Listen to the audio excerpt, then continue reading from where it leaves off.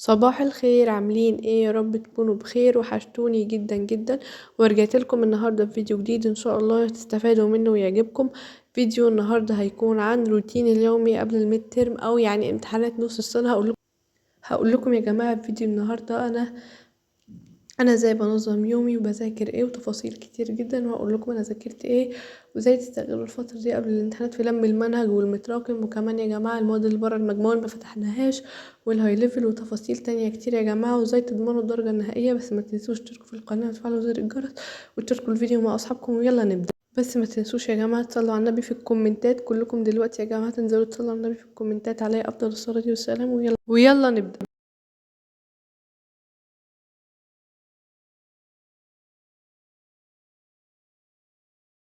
اول حاجه عملتها اني صحيت الساعه 11، صليت صلاه الفجر.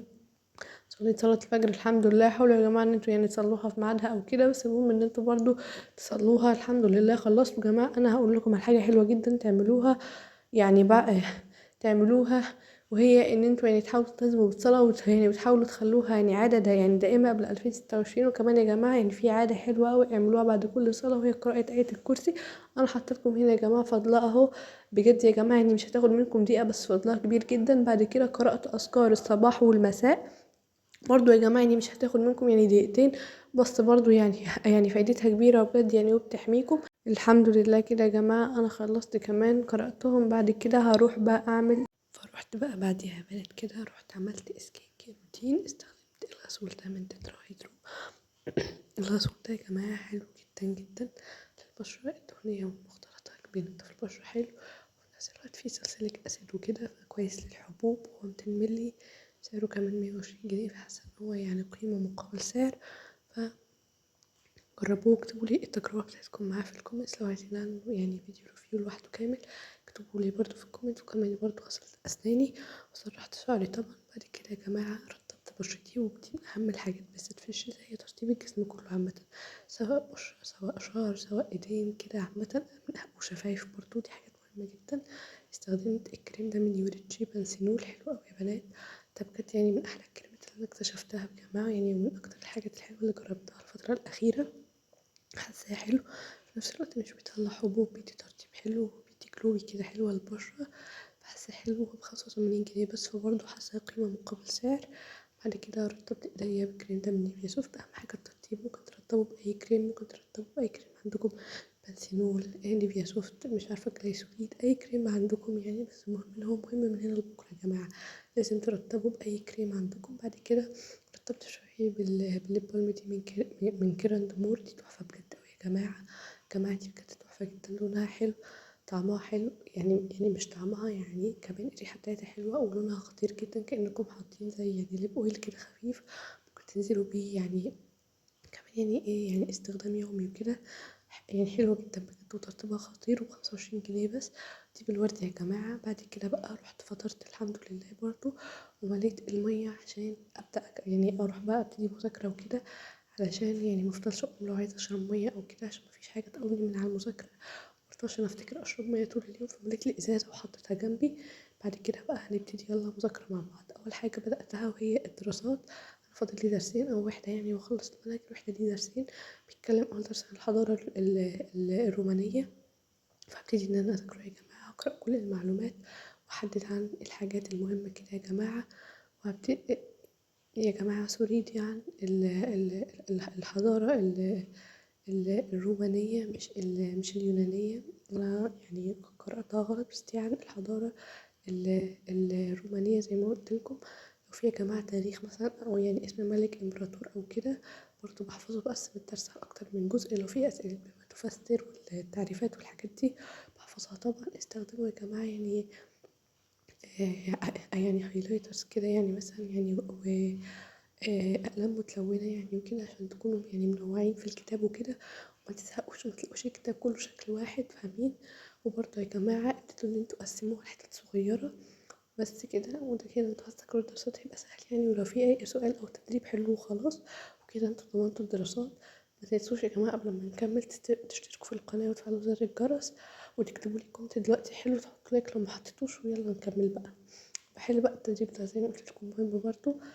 بعد كده ابتدي اكمل سؤالات اللي هي دلل والكلام ده برضه يعني بحل. وفي يا جماعة اصلا من ورا في كتاب المراجعة هتلاقوا فيه الحل بتاع الأسئلة كلها. بجد يا رب نخلص عشان أنا تعبت يعني. كل دي الملوك أو يعني كل يعني إمبراطور محفوظ عمل إيه وهو كان إمتى وعمل إيه ومعرفش إيه. الموضوع بجد يا جماعة يعني زهق جدا. بس هحاول أخلص برضه يا جماعة كتاب المفكرة ده، أعمل لهم ملخص كده صغير هيبقى حلو أوي أوي للمراجعة. ولو الامتحان أو كده بدل ما نفضل يعني نخش على الكتاب الكبير بقى ونفضل نقلب في الصفحة، ده هيبقى حلو أوي أصلا يعني في المراجعة النهائية وكده.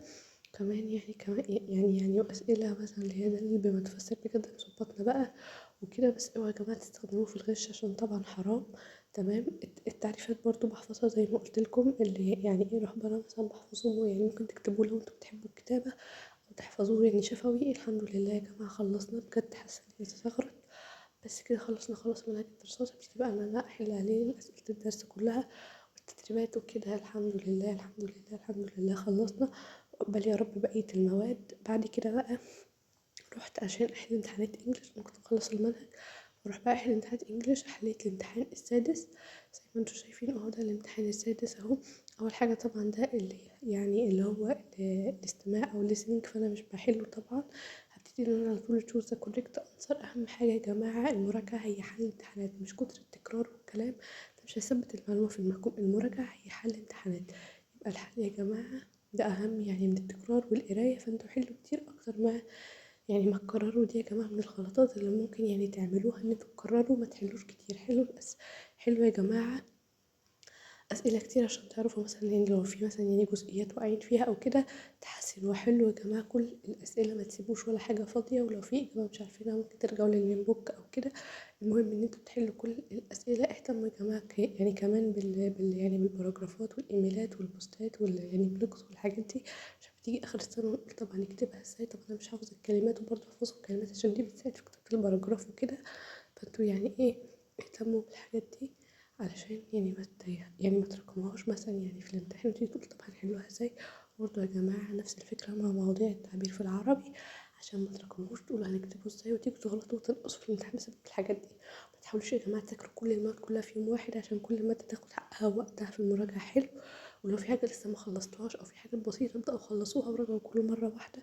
كمان ما تنسوش المواد اللي بره المجموع اللي هي الاي سي تي والدين، ولو عندكم اي ليفل او فريتر يعني تجريبي وكده في الحاجات دي كلها. وكمان يا جماعة العملي لو انتوا لسه ما امتحنتوش عملي حطوه في دماغكم علشان برضو ما تراكموهوش وما تبقوش عارفين تعملوا فيه ايه. وان شاء الله هبقى اعمل لكم فيديو عن اللي يعني الهاي ليفل والحاجات دي ازاي تذاكروها. لو عايزين اكتبوا لي تحت في الكومنتات وكده. فانا يا جماعة خلاص انا هخلص. فاضل لي بقى اللي هي اسئلة بقية القطعة. وعندي جرامر ورا فيه وفي يعني اللي هي اسئلة الستوري والباراجراف وفي ديالوج ورا. وبس كده واكون خلصت الامتحان. بس بقى كده يا بنات ده كان فيديو النهارده. اتمنى يكون عجبكم واستفدتوا منه. لو عجبكم ما تنسوش تضغطوا لايك وتكتبوا لي كومنت لطيف وحلو منكم وافكار يا جماعه للفيديوهات الجديده. وتشاركوا الفيديو مع اصحابكم عشان كلنا نستفيد وكلنا نشجع بعض ان احنا نذاكر ونلم اللي ورانا قبل الامتحان. ولو عندكم اي فكره فيديو زي ما قلت لكم اكتبوها لي تحت. وبس كده اشوفكم في فيديو جديد. باي.